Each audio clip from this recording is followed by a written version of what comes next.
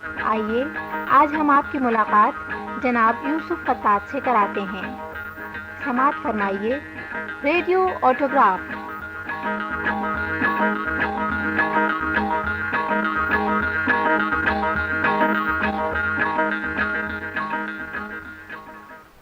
بھائی یوسف، یہ میری خوش قسمتی ہے کہ آپ نے یہاں مجھ سے باتیں کرنے پر رضامندی کا اظہار کیا اور تشریف لے آئے.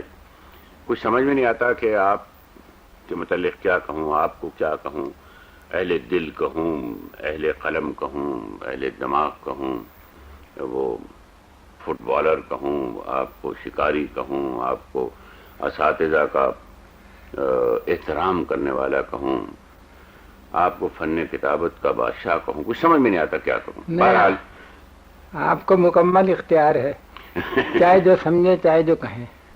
بھائی یوسف، آپ کا تعلق تو ظاہر بات ہے 2 صدیوں سے ہے. ہاں، اس صدی سے بھی ہے اور اس صدی سے اور اس صدی سے بھی ہے. اس صدی کے میرا خیال ہے کہ آخری عشرے کے وسط میں آپ کی ولادت باسعادت ہوئی. بے شک. کیا تاریخ تھی بھلا؟ 22 جنوری سن 1894. 94. تو اس حساب سے اس وقت آپ کی عمر کوئی 80 کے قریب ہوگی. اس مہینے کی 22 کو میں ہو جاؤں گا 79 برس 5 مہینے. سبحان اللہ. ابھی تاریخیں آپ کو بہت یاد رہتی ہیں. جب تاریخوں کے بغیر کام چل سکتا ہی نہیں. اچھا بھائی یوسف، آپ کو کالج چھوڑے ہوئے تو کافی عرصہ ہو گیا. ہو گیا، لیکن واقعات اس کے بہت سے یاد ہیں. ظاہر بات ہے. یعنی آپ نے کس سال میں؟ کوئی 15-16 میں شاید کیا تھا وہاں گریجویشن کیا تھا آپ نے. سینٹ سیمنز کالج سے نا. تو میں چاہتا ہوں کہ سب سے پہلے کچھ اپنے اساتذہ کے حالات سناؤں. ہاں تو اب ضرور. آپ کے اساتذہ میں سے کون ایسے ہیں جنہوں نے آپ پہ سب سے زیادہ اپنا نقش چھوڑا ہے؟ ایک پروفیسر تھے مشہور سماں، لارنس فریبیا کے سگے بھائی، ولیم لارنس. وہ تاریخ پڑھاتے تھے نا؟ وہ تاریخ پڑھاتے تھے اور وہ کالج سے کچھ نہیں لیتے تھے. ان کا لندن سے ان کے خرچ کے لیے وہ روپیہ منگاتے تھے. اچھا. ان میں 3 باتیں تھیں. ایک تو وہ شاگردوں کی صحت اور چال و چلن کا بہت خیال رکھتے تھے.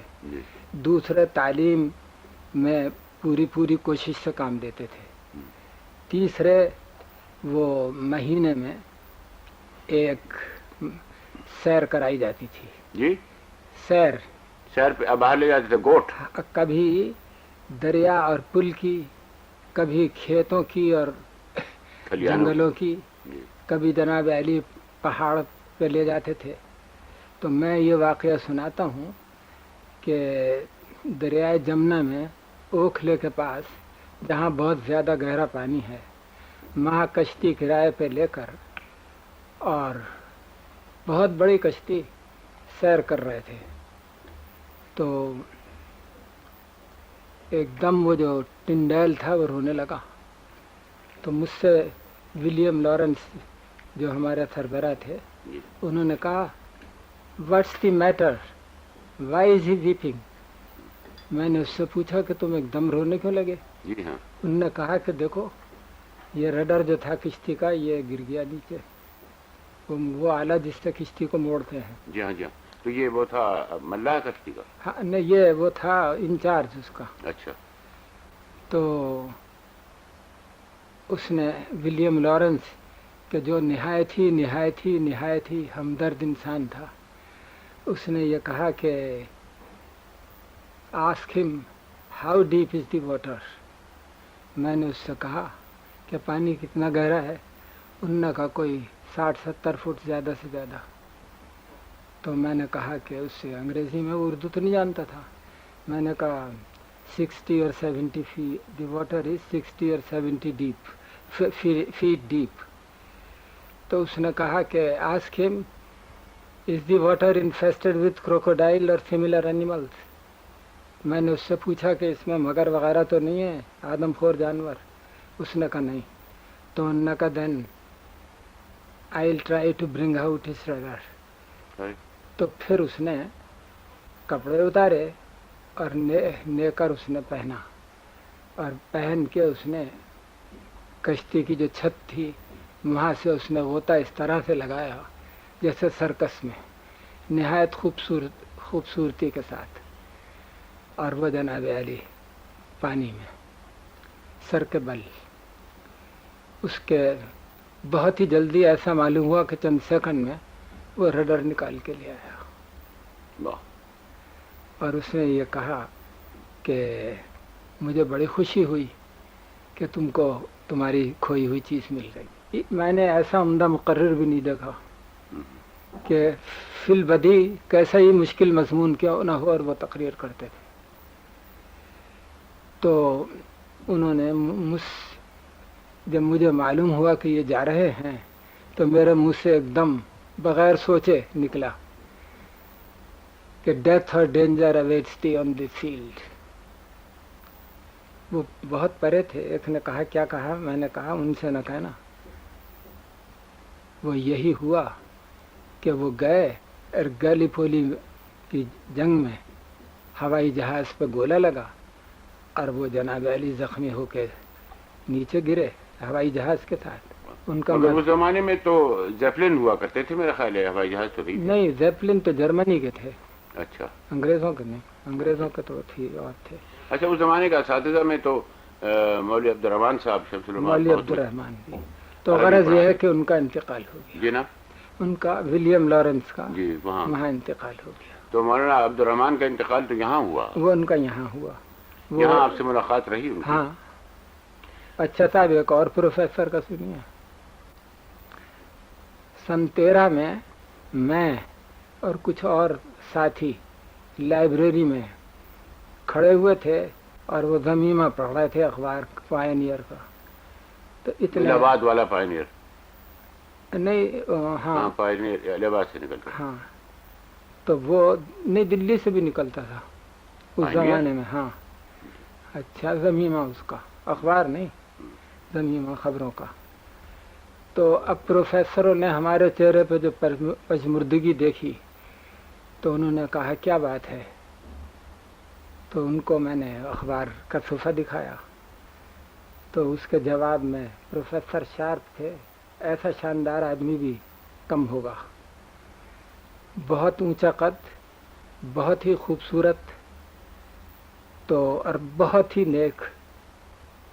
میں نے ان سے ایک دن پوچھا کہ ہیو یو ایور ٹیکن انٹاکسیکیٹنگ لیکر؟ بہت سے پروفیسر بیٹھے ہوئے تھے تو سب نے کہا کہ نیور. میں نے کہا واٹ اباؤٹ؟ میں نے کہا وائی؟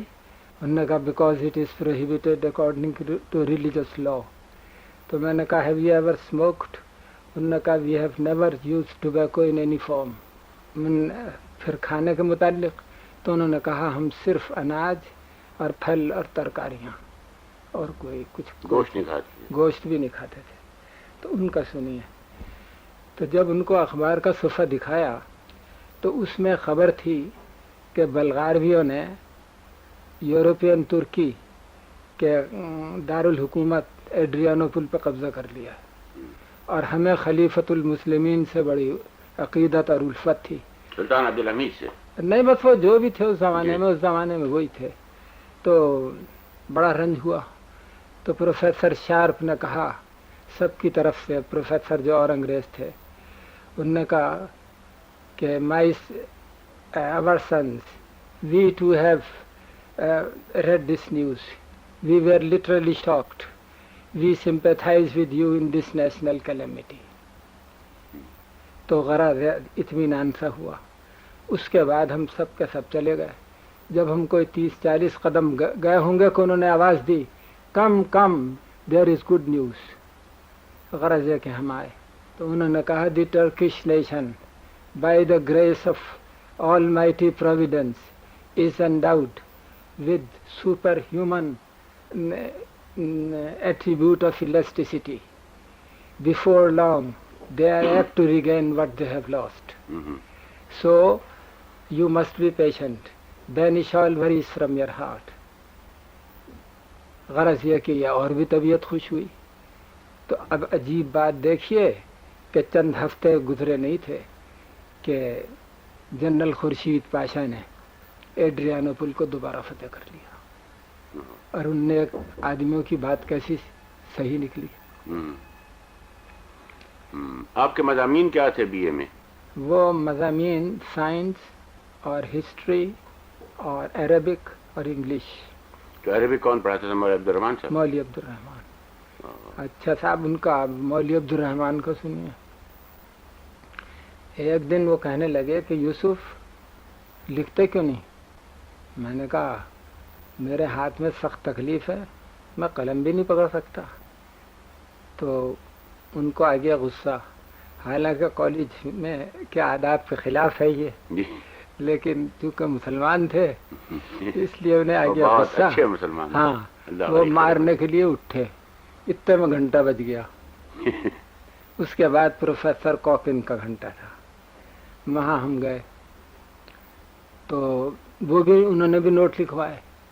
تو انہوں نے کہا Yusuf why are you not taking down notes? They are very important, they should not be missed. تو میں نے کہا there is much pain in my thumb, I can't simply hold the pain. انہوں نے کہا if such is the case leave the class at once, go to the doctor, health is the greatest blessing and it should count first of all. غرض یہ ہے کہ میں class چھوڑ کے روانہ ہو گیا.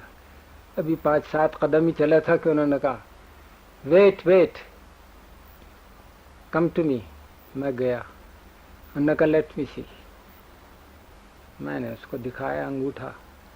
تو اس نے کہا you are very fortunate, it has come to a head, it requires minor operation, you will be all right in a jiffy. تو غرض یہ کہ میں خوش ہو گیا. میں پھر جانے لگا تو پھر انہوں نے آواز دی wait let me give you a chit, go to doctor Mueller, you won't be charged any fee. تو وہ چٹھی لے کے میں چلا. تو میری طبیعت میں اب بھی وہی لڑکپن ہے، اور اس وقت تو بہت ہی زیادہ تھا. چنانچہ میں سیر کرتا چلا. پہلے تو میں نکلسن پارک میں گیا اور اس کے بعد میں قدسیہ باغ میں گیا. سیر کرتا کراتا میں موری گیٹ کے پہنچ گیا گراؤنڈ پہ. تو میں 3 بجے وہاں پہنچا تو 2 میچ تھے. وہ دونوں دیکھے. وہاں لڑکے کچھ کھڑے ہوئے تھے، انہوں نے مجبور کیا کہ میچ دیکھ کے. جب میچ دیکھ لیا تو انہوں نے کہا گھر چلیں گے. چنانچہ وہ گھر لے گئے. وہاں انہوں نے دعوت کی. اس کے بعد وہ سنیما لے گئے. غرض یہ کہ رات کے کوئی 12 بجے مجھے چھٹی ہوئی اور مجھے خیال آیا کہ وہ میرے پاس چٹھی ہے ڈاکٹر میولر کے نام. تو میں سیدھا جناب علی ہسپتال پہنچا. رات کے 12 بجے؟ رات کے 12 بجے. وہاں سناٹا تھا، مگر وہاں ایک کمرے میں روشنی تھی. میں نے کھٹکھٹ کی. اندر سے نرس نکلی، لیڈی. تو میں نے اس کو وہ چٹھی دی. وہ وہاں لے گئی. اس کے بعد وہ ڈاکٹر میولر کو لے کے آئی. تو وہ بھی لیڈی ڈاکٹر تھی، ڈاکٹر میولر. تو وہ چٹھی پڑھ کے انہوں نے کہا how far is your college from this hospital? میں نے کہا سے اباؤٹ اے مائل اینڈ اے ہاف. تو انہوں نے کہا when did you leave the college to come here? میں نے کہا ایٹ اباؤٹ 11 o'clock. انہوں نے کہا پوسٹ میریڈین اور اینٹی؟ میں نے کہا اینٹی آف کورس. تو انہوں نے کہا you are a brisk walker, you have taken more than 12 hours in walking over a distance a mile and a half. Come to the operation room. غرض ہے کہ وہاں جا کے انہوں نے کہا کہ ہاتھ کو دیکھ کر انہوں نے آپریشن کیا اور ایک بہت بڑی پھانس تھی وہ نکالی اور اس کے بعد مرہم پٹی کر دی. تکلیف جاتی رہی. اس نے کہا کم ٹمارو.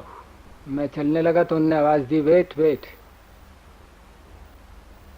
انہوں نے کہا you are a playful sort of fellow, you are not expected to turn up tomorrow, so I will give you enough of dressing پیرافرنیلیا.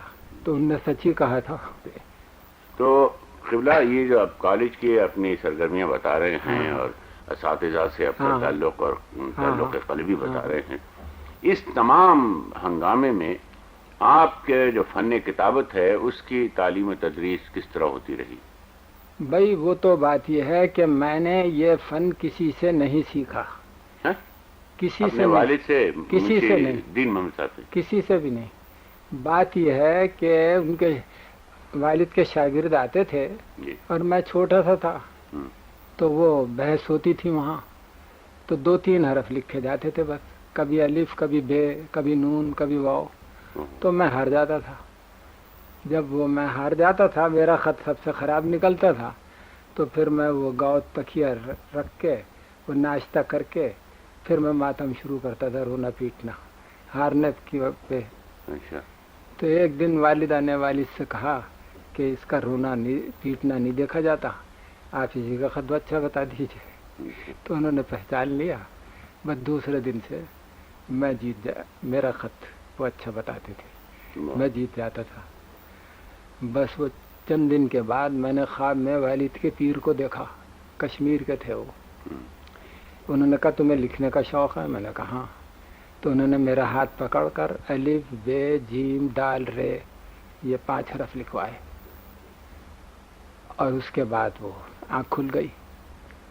صبح کو میں سارے شہر کو اصلاح دینے لگا، میرا خط والد نے کہا کہ مجھ سے بھی بہتر ہے۔ ماشاءاللہ۔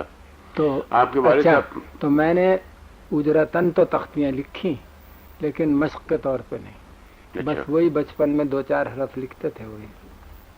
تو ایک دن مجھ حروف سے تہجی تو میں نے آپ کے لکھے ہوئے دیکھے۔ نہیں وہ میں نے اجرتاً لکھے، اچھا یعنی مشق کے طور پہ نہیں۔ اچھا، تو مجھ سے ایک شخص نے کچھ لفظ لکھوایا، انہوں نے کہا کتنی طرح سے لکھ سکتے ہو؟ میں نے کہا کون سا؟ انہوں نے کہا دل جمعی۔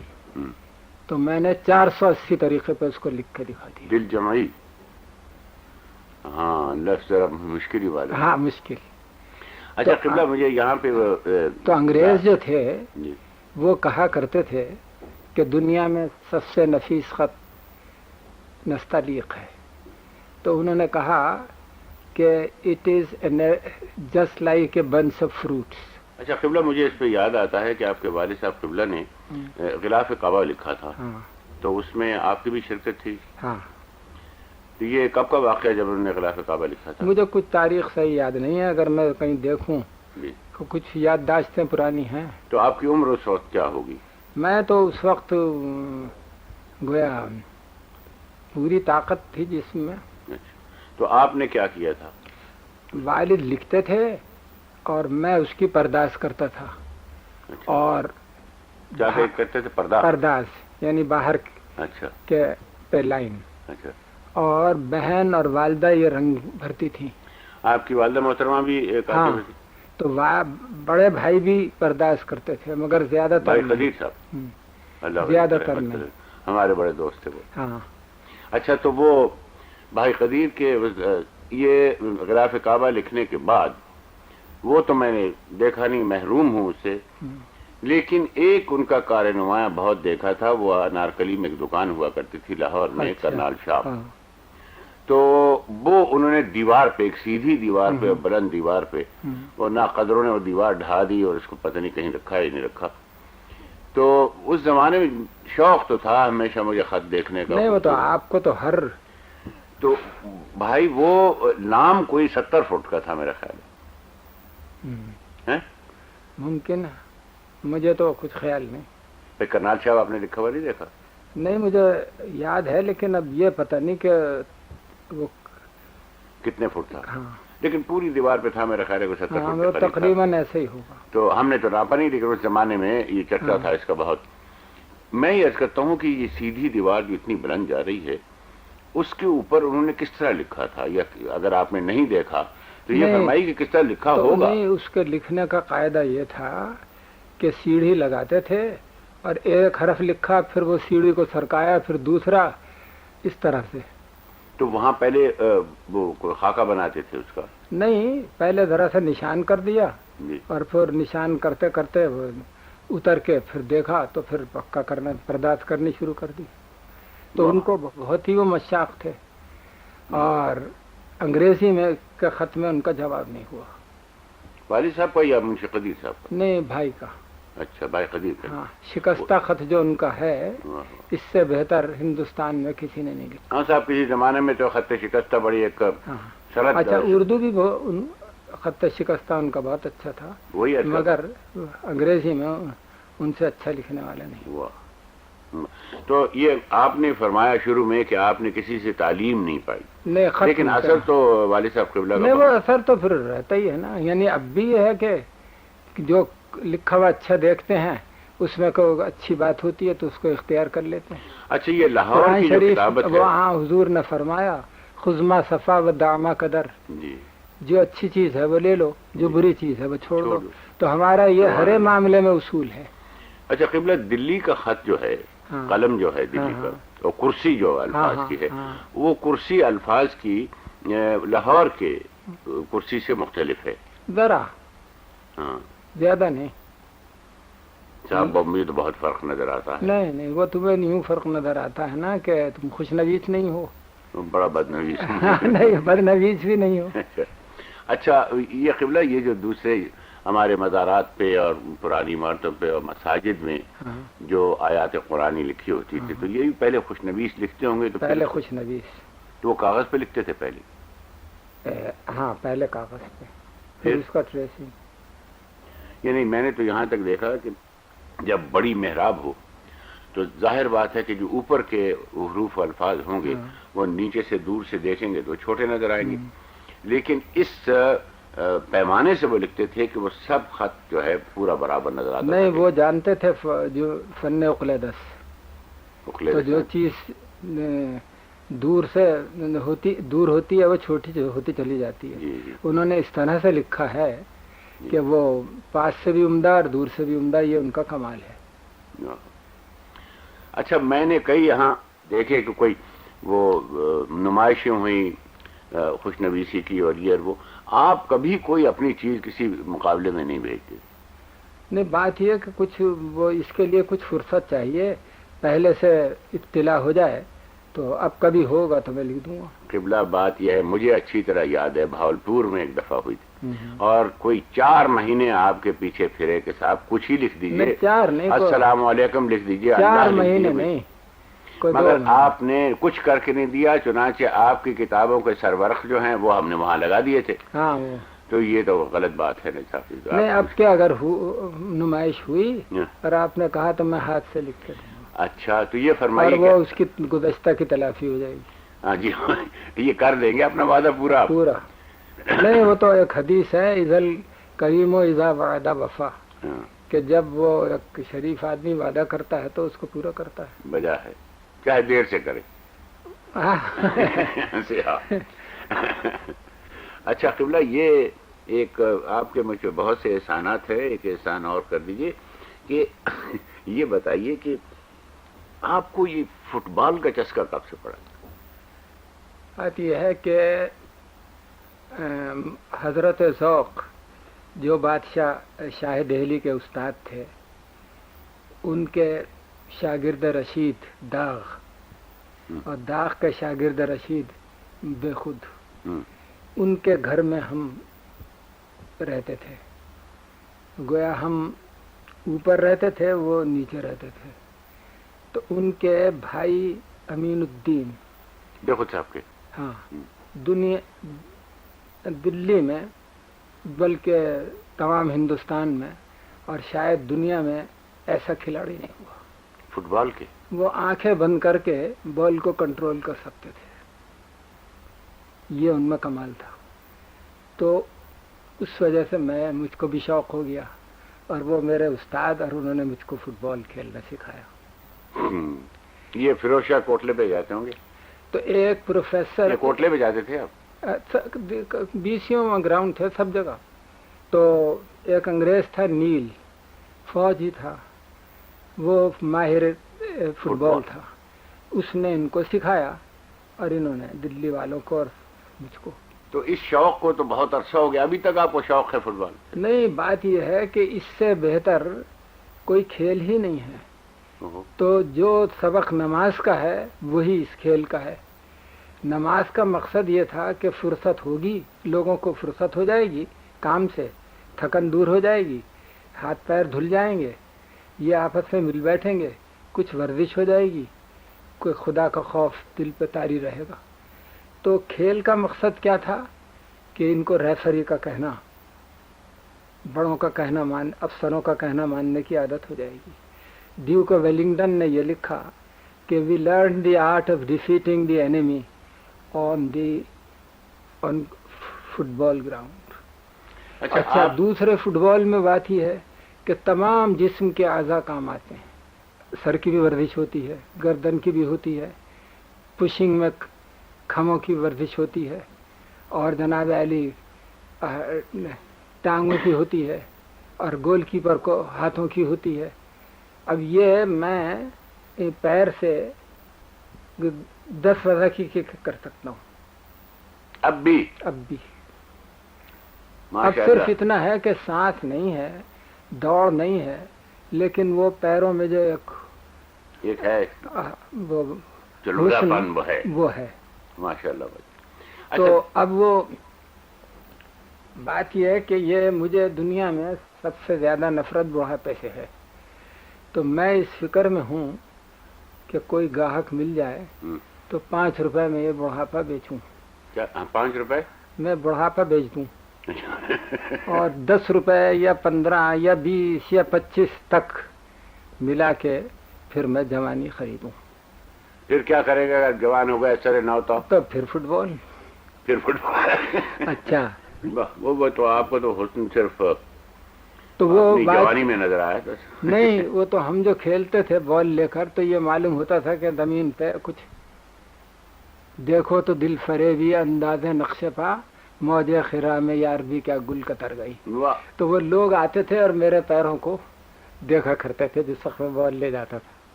اچھا قبلہ، آپ کہتے ہیں کہ خط کے لیے یہ بہت ضروری چیز ہے کہ پڑھا جائے، یہ بھی تسلیم کرتا ہوں روزمرہ کی زندگی میں، لیکن ہمارے ہاں طغرا نکلے جس کو پڑھنا مشکل ہوتا ہے، اور وہ ایک بہت بڑی صفت مانی گئی اور بہت بڑا فن مانا یہ گیا۔ ہے کہ ہماری قوم کو 2 چیزوں نے برباد کیا، ایک تقریروں نے، ایک تے نے، ایک توئے نے۔ تے سے تقریر اور توئے سے طغرا۔ جب پڑھا نہیں جاتا اور اس پہ عمل نہیں ہوتا اور وہ سمجھ نہیں سکتا آدمی اور اس پہ عمل نہیں کر سکتا تو اس طغرے سے فائدہ ہی کیا ہے؟ بہرحال تو ہاں، یہ جو ہمارے ہاں مختلف قسم کے خط ہیں، مثلا خط غبار ہے اور خط سمر ہے اور خط یہ ہے اور خط وہی کیا، یہ کتابت میں تو نہیں کام آتے، یہ تو اصل میں آرائش کے لیے ہیں اور اس سے سجاوٹ ہوتی ہے، تو ان کا قائم رہنا بھی ضروری ہے۔ اچھا، اب ایک آخری بات آپ سے پوچھنا چاہتا ہوں، میں بڑا دلدادہ ہوں پتھر کی چھپائی کا، اور آپ بھی یہ مانیں گے کہ پتھر کی چھپائی میں جو صفائی ہوتی ہے یہ روٹری پریس میں نہیں ہوتی۔ بے شک۔ تو کوئی صورت ایسی ہو سکتی ہے کہ ایک آدھی ذوق کی تسکین کے لیے کو پریس سارے پاکستان میں ایک لگ جائے پتھر کا؟ تو یہ پتھر منگوانے پڑیں گے باہر سے۔ وہ کون سے پتھر ہوتے تھے؟ وہ ایک خاص قسم کا پتھر ہوتا ہے کہ چونکہ اب وہ یہ رائج نہیں ہے یہاں، لیکن پتھر موجود ہیں، مثلا دلی میں ہی انہوں نے رکھ چھوڑے ہیں پرانے۔ وہ کاہے کا پتھر ہوتا تھا، اسے کیا کہتے تھے؟ بس وہ اسی کام کے لیے ہوتا تھا، چھپائی کے لیے، اور اس کا رنگ پیلا سا ہوتا تھا؟ نہیں، بادامی۔ وہی تو بس، اور بہت ہی اس پہ جلا آ جاتی تھی۔ میں نے اس کو رگڑتے بھی تھے نا جب ایک دفعہ اس کو۔ میرے پاس تو لتھو کی کتابیں چھپی ہوئی اس قدر نفیس ہیں کہ اب بلاک سے بھی نہیں چھپ سکتی ہیں۔ ظاہر بات، بہت میں نے آپ کو تکلیف دی ہے اور میں شرمندہ ہوں کہ آپ کو اتنی تکلیف دی، اور فخر کرتا ہوں کہ آپ نہیں، آپ کی وجہ سے کئی باتیں ایسی پیدا ہو گئی کہ جن پر عمل کرنے سے ملک میں ترقی ہوئی۔ تسلیمات۔ Radio autograph.